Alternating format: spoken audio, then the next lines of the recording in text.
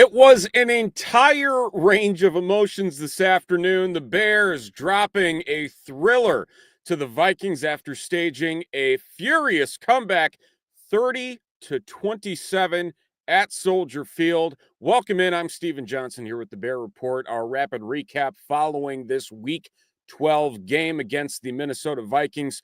Rough one all around. 4-7 now the record, the fifth straight loss for the Chicago Bears. Flus now 2-12 in divisional games. A lot to cover.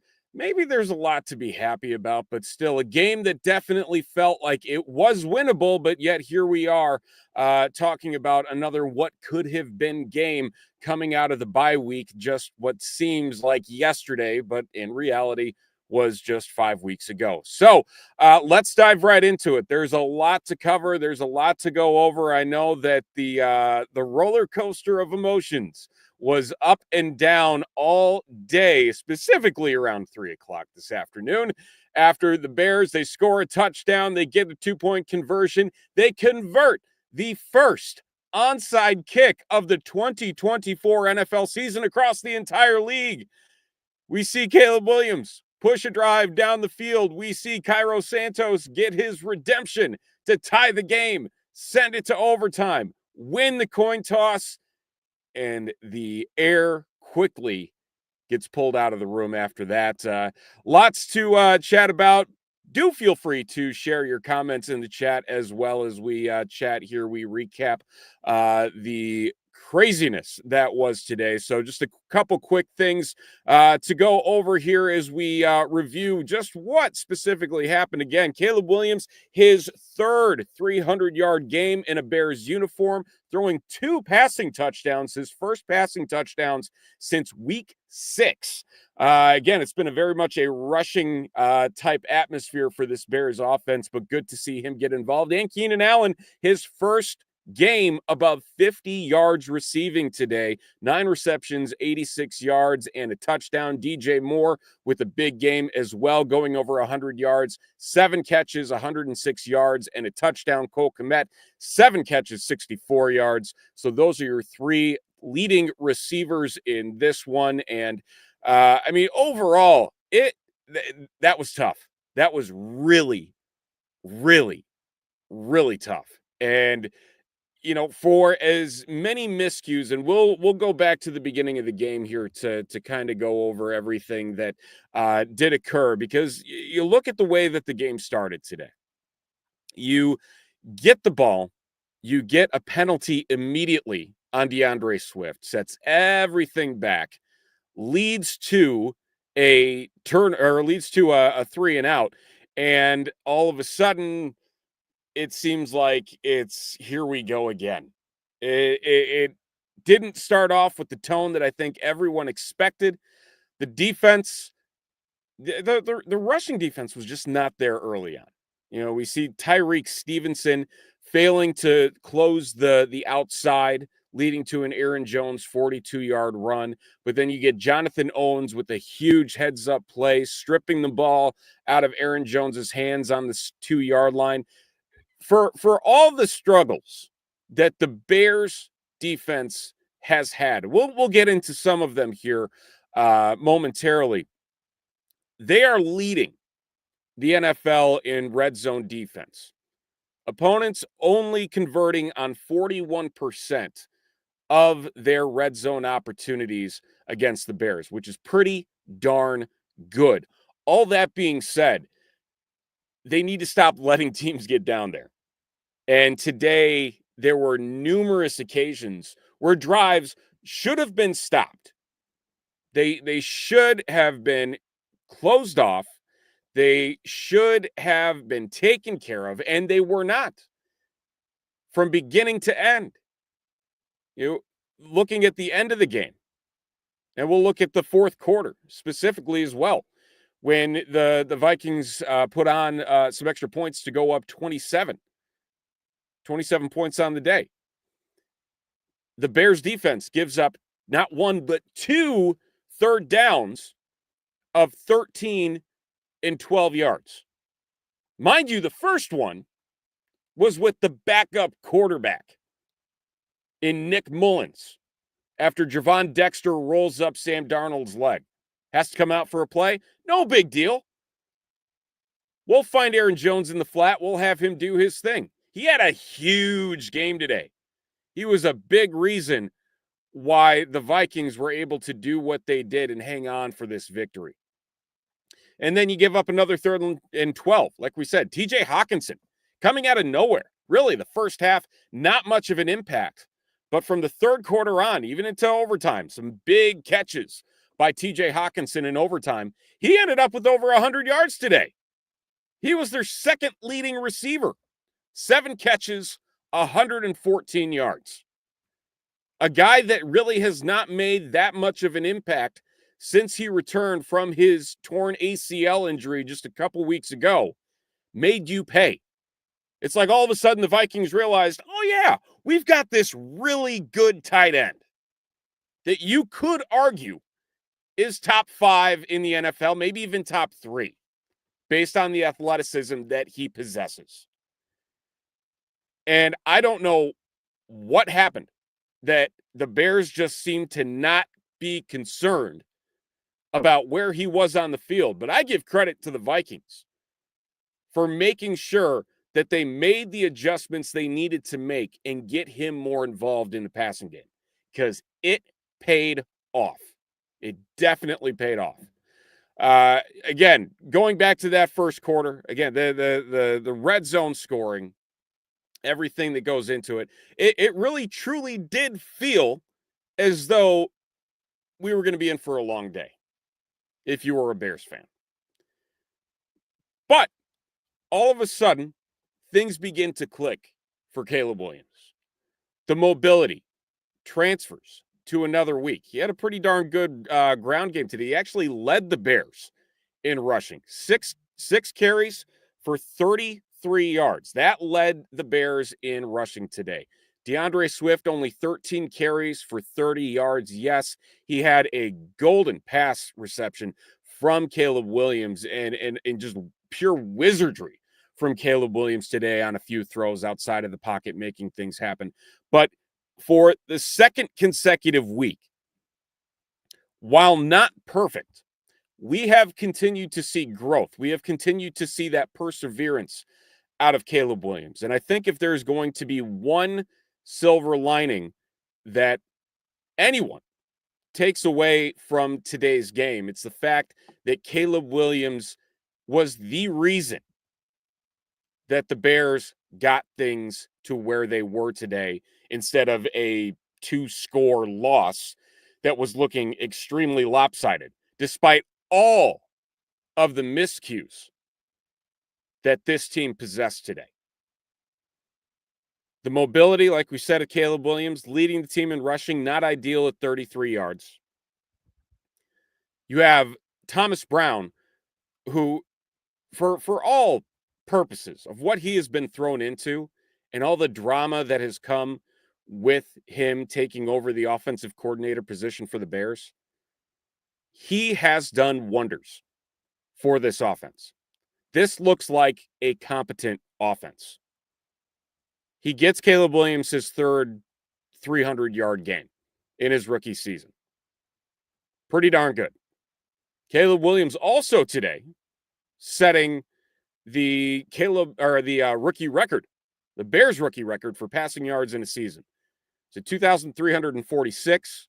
It was in the, I believe, 2,220 range before today's game. So he's getting that, up and moving as well for himself. But the fact that we are seeing such a significant change to how the playmakers are being used. We mentioned a little bit earlier, Keenan Allen, first game this season, over 50 receiving yards. Shouldn't take until week 12 to make that happen. Even if he was dealing with some injuries, they're utilizing him the right way. And he got off to a really rough start today. Dropped the pass, got a ball stripped on third down. Lucky that it wasn't turned over. But then he bounces back. The trust still in him. Caleb Williams putting that trust in him. And it turns out to be his best day as a Bear. Bar none. DJ Moore. Let's talk about DJ Moore. Again, a 100-yard game out of DJ, setting up with a huge, huge catch over the middle to get the game to overtime. What they're doing in allowing DJ Moore's average depth of target to be so much closer to the line of scrimmage, and we saw it on numerous occasions today, where they allowed him to be working after the catch and let him be the playmaker that he is. And it paid huge dividends today. That is who DJ Moore is. That is who Keenan Allen is in the way that Thomas Brown is utilizing them. All week, we heard about, well, this Vikings defense is pretty darn good. They've got a lot going for them. Brian Flores is going to bring the house. It's going to be really tough on Caleb. What happened? In all actuality, Caleb passed this test with flying colors today. This offense passed the test with flying colors today, despite the win, despite coming up lame in overtime. The sack was bad. It was really bad. Let's get that out of the way. But Caleb Williams is again showing you why he was the number 1 overall pick. 103 passer rating today. 32 of 47, 2 touchdowns. And then in the first quarter, the second possession, watching him make gold out of dirt. He has the 40-yard pass to Keenan Allen, a thing of beauty, lacing the small window, and then coming back, and the floating jump pass, whatever you want to call it, he jumps up in the air, and he just drops it right in the breadbasket to DeAndre Swift for 30 yards. It was incredible. The number of quarterbacks in this league who can make both of those throws, you can count on one hand. And Caleb Williams is one of those quarterbacks. And watching that, and this was the first game, the Bears scored first. The Bears have trailed in every single game out of the gate. How insane is that? That's a whole nother mind-blowing thing unto itself, that we are sitting here in their 11th game, and this is the first time the Bears have scored first this year. I mean, it's not good. It's not good at all. But that entire possession to a T was fantastic. With the exception, I think it's time, and I think anyone would agree with me, it's time to get Mercedes Lewis packing. He doesn't even understand his pre-snap motion. It blows up a play. Thankfully, the offense able to get back on track, correct themselves, and get the job done. And allowing Roschon Johnson to do what Roschon Johnson has been very, very good at doing this year. 6 rushing touchdowns for Roschon this year. Absolute fantastic option as an alternative to DeAndre Swift. I wish he'd get some more carries in the middle of the field. Yes. See what he can do. But he picks up the hard yards when the hard yards need to be picked up.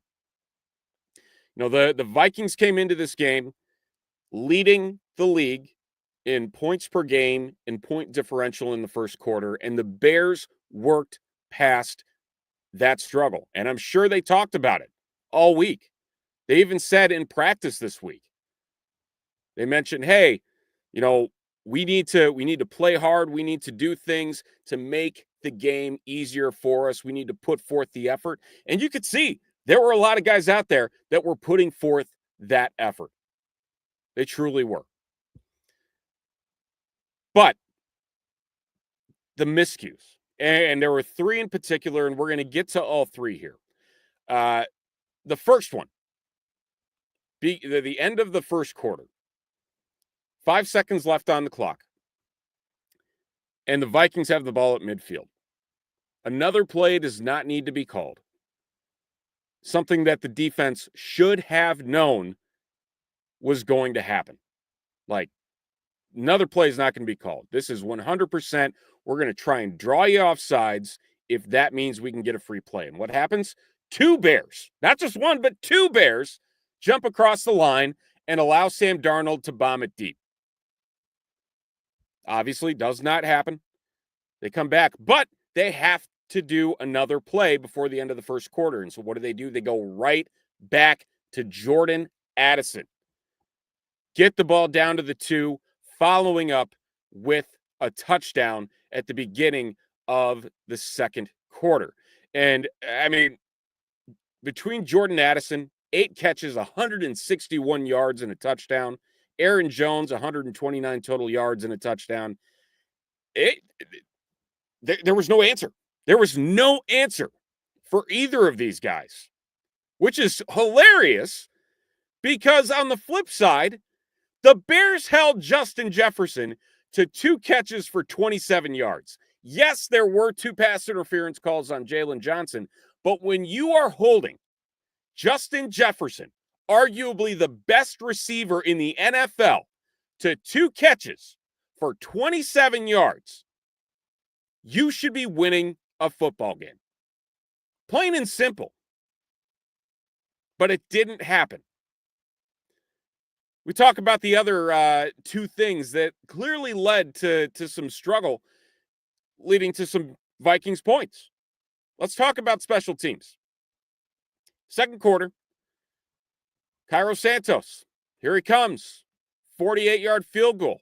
A lot of people might be feeling some deja vu when it comes to this. Oh boy, this feels a lot like last week. It looked a lot like last week too.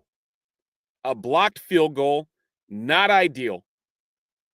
Taking points off of the board, an opportunity for this team to go out there. And again, it just continues to be a narrative all of a sudden that Cairo Santos cannot take care of the ball or kick the ball properly from outside 40 yards. Here we are at it again. And then following it up in the second quarter, in the third quarter, DeAndre Carter, the punt. He's telling his entire team, get away from the ball. He doesn't take his own advice. It is incredible. And really on both sides, the Bears and the Vikings. How many miscues happened today? That the fact that you know it was a bad punt, that you know the Vikings are going to down it. You can't get out of your own way, leading to a turnover, which in turn leads to points, a touchdown. And not only that, your offense comes back out and they go 3 and out immediately. What is going on? I don't know what Richard Hightower needs to do. I really don't. I don't know what he needs to do when it comes to getting this figured out. But I'll tell you what. There needs to be a lot of conversations about just how well coached the special teams units are on this team. DeAndre Carter had a bad day. Yes, he tried to make up for it later in the game, had a fantastic return to help set the Bears up for their comeback in the fourth quarter. But it was still a miscue that led to 7 points. And it was another field goal issue. And I think there was a point as well in the third quarter.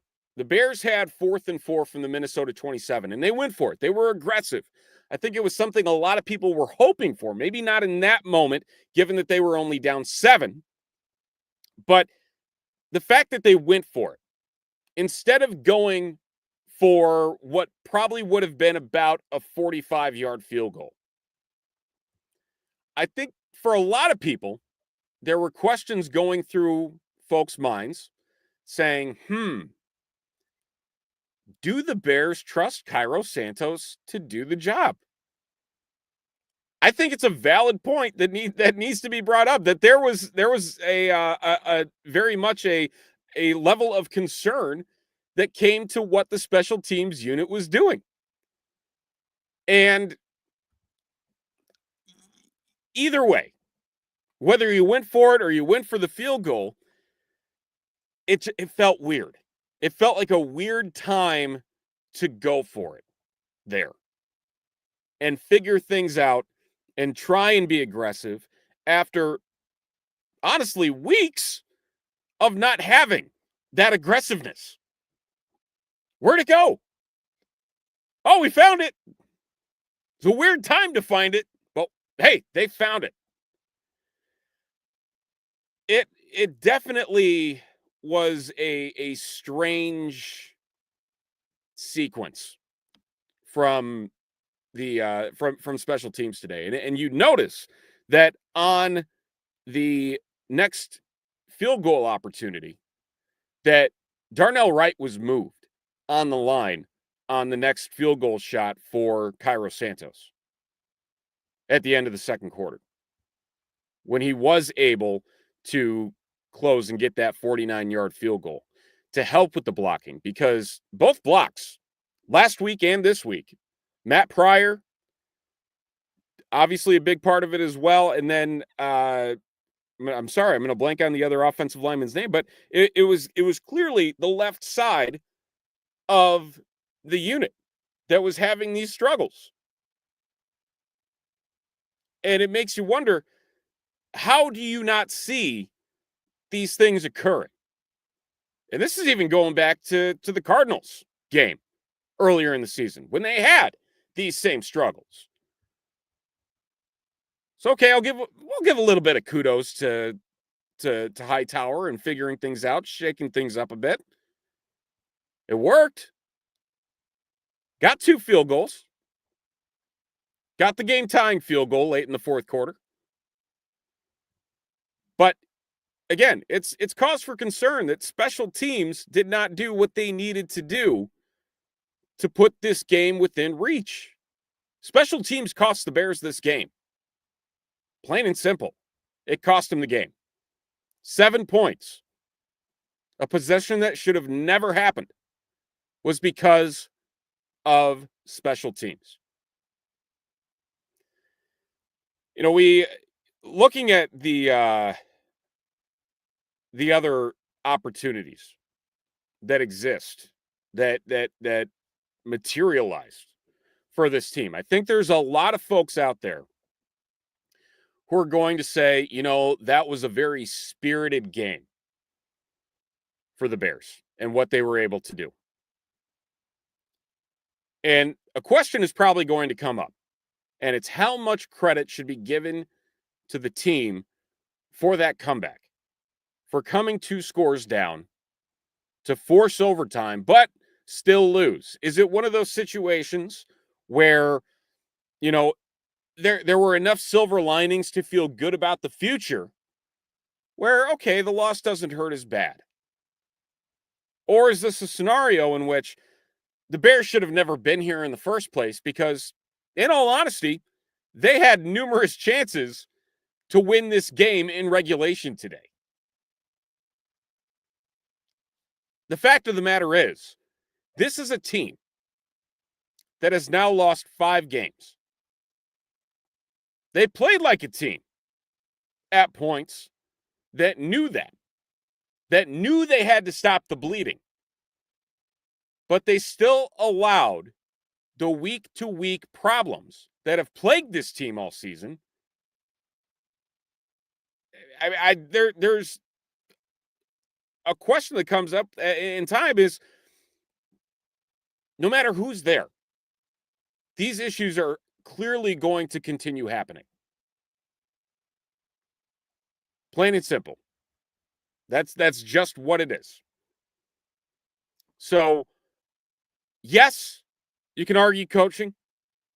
Yes, you can argue players not having their head in the game, but it all just boils back up that we have seen this same song and dance. It's just we got a little bit more tease than what we're used to this week.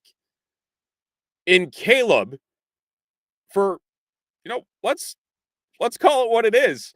His third game now in the last 5 weeks. That clearly should have been the Caleb game. Running the team back down the field, taking the lead late, getting an opportunity to win the game late. And the team let him down. You had Washington. You had Green Bay. And now you have the Vikings. How many more times can you allow this to occur? It makes you wonder just how much heartache one fan base can handle. I truly don't know. I'm reaching my point. This is the most excited I've been about a team in a while. The way that they came back. I thought all momentum was on their side, and like I said, that overtime possession comes and poof, gone. Nothing there. They give up the long sack. Yeah, probably should have tried dumping it off in the flat. Wasn't able to do it. Just pick up a few extra yards, but then they give up more third down conversions, allowing the Vikings to continue the drive, get into field goal range, a chip shot. That's all it was. It was a chip shot.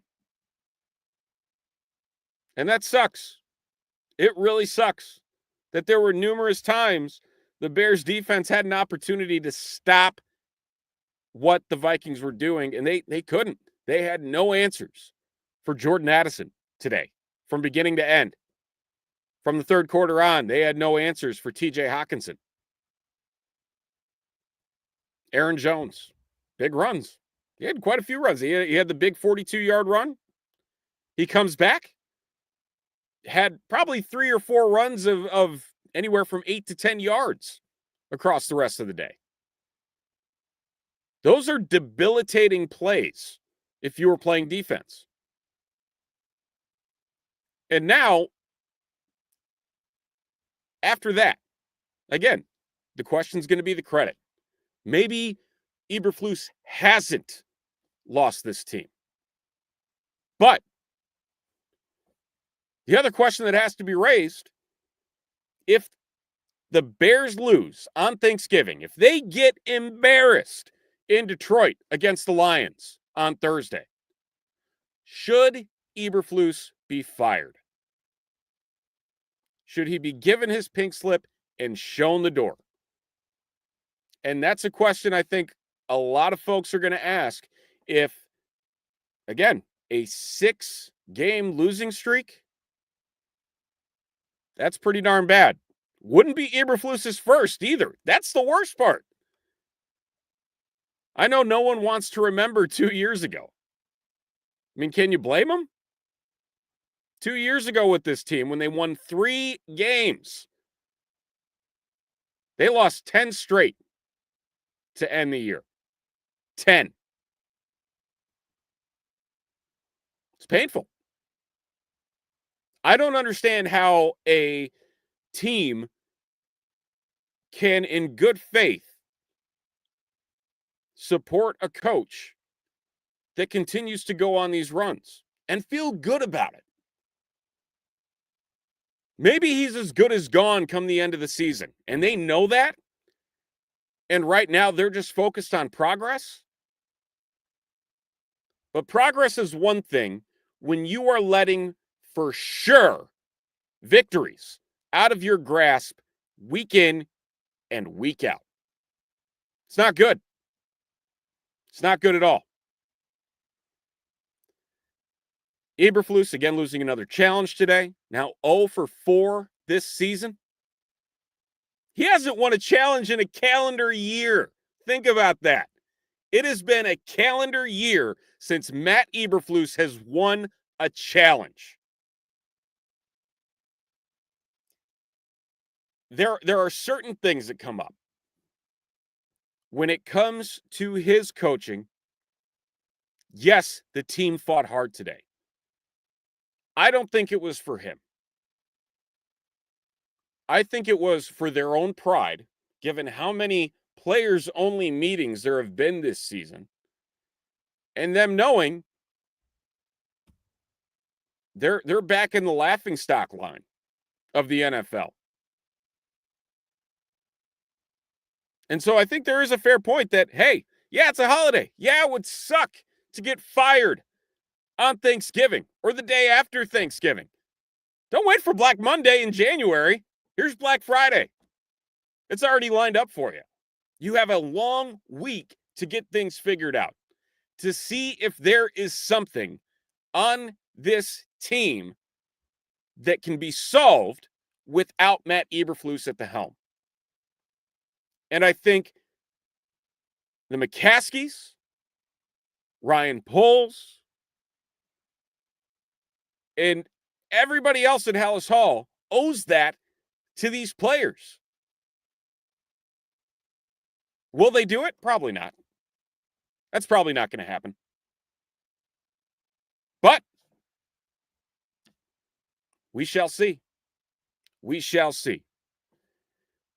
Fact of the matter is, Caleb Williams looked really good today. Really good.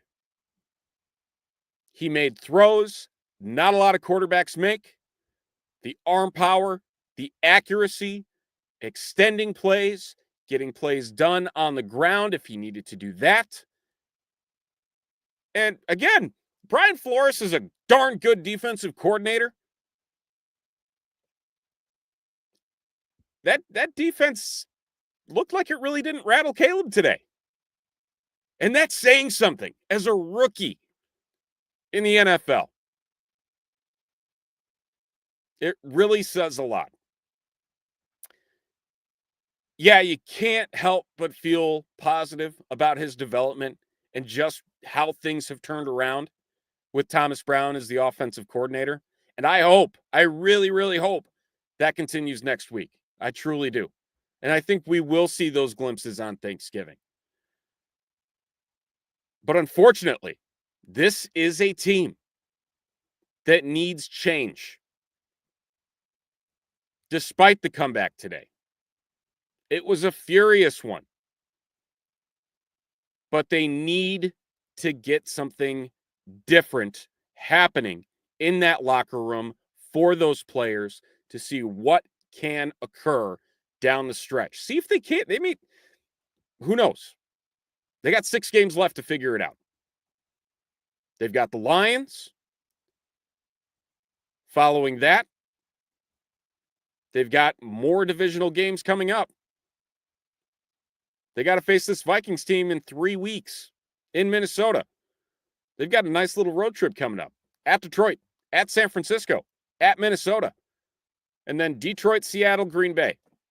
It's not an easy stretch by any means, but something else has to change.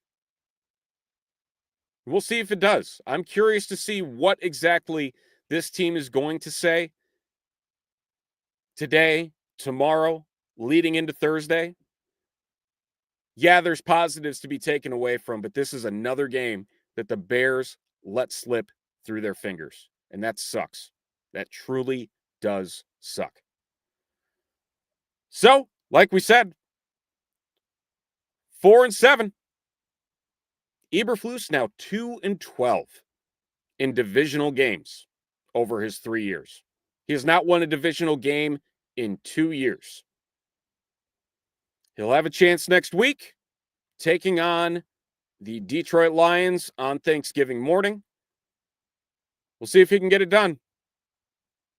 It's a Lions team that's playing really good football right now, but we shall see. We'll be back next week with another recap of the game breaking everything down following the matchup in Detroit. Will the Bears climb to 5-7? Will they start to turn things over?